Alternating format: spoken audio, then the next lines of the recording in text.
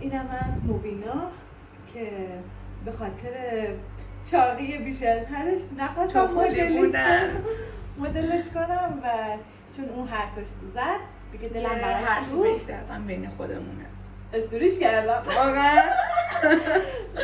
میخوام حالا همون مدل میکاپی که استوری کردم براش بزنم. به نظرتون بهش میاد یا نه؟ من که خودم میگم چون پف چشم داره بیشتر رنگای تیره بهش میاد یا مثلا رنگای تیره نود اسموکی بهش میاد.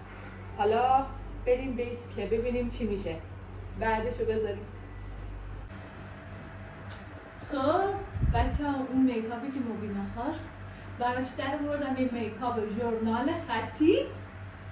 خب میخوام نظرتونم بگین و اینکه میدونم این سبک به مبینا نمیاد خودم میدونم، ولی از 10 تا از 1 تا 10 چند بهم میدین برای این میکاپ که زدم؟ چون من تو این کارا خبرم.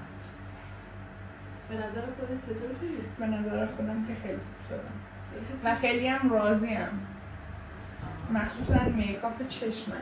ما اینه که مبینا راضی. من که پسندیدم والا، اونی هم که باید بپسنده میپسنده.